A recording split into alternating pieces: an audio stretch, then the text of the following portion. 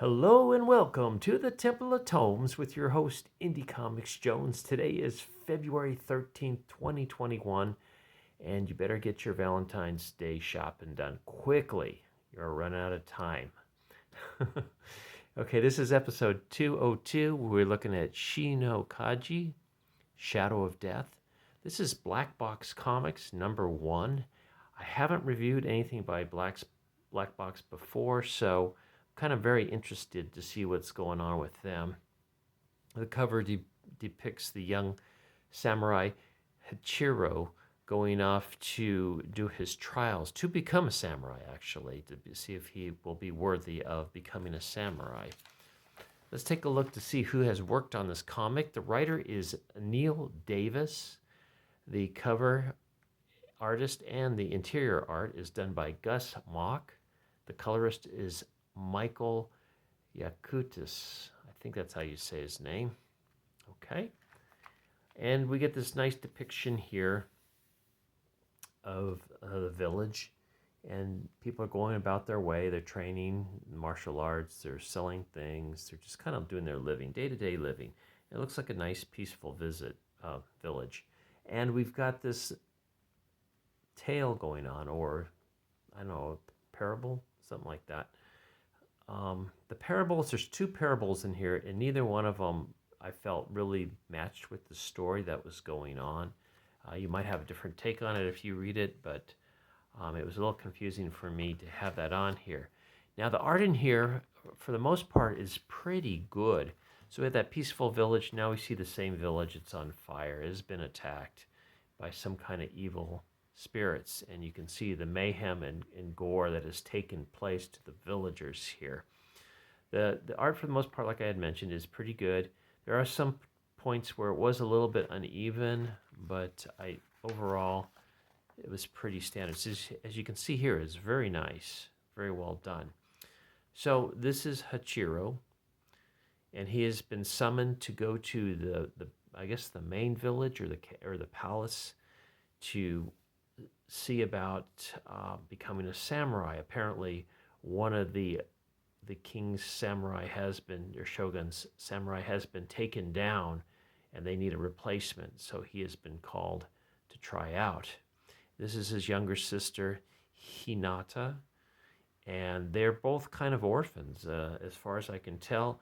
The mother died sometime very early on, maybe at childbirth for the second child, Hinata. The father actually went off to become a samurai, and we don't know what happened to him, but it's most likely that he is dead because they talk about him being dead.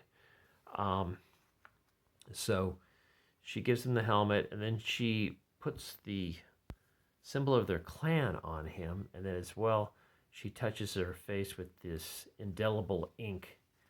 And so he has the mark now on his face of her handprint. It's kind of a nice touch. So he goes to I guess it's like the samurai temple or training area. And what they're asking him to do is go through a gauntlet of like the different tasks that he must accomplish in order to become a samurai, to show that he's worthy of being a samurai. And each one of these fellows here, and maybe women as well, depicts a different type of demon that he must face. And they're just kind of a representation of that demon. So they go ahead and send him off. And as he goes out, they kind of give this nice, you get a close-up of each demon. And he just kind of starts walking out into the woods. And it's kind of a mystical woods that he is heading out here. And you can see this is that parable that kind of goes along with it.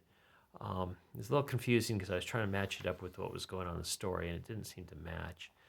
So his first adversary that he comes across, and I love the way they set this up.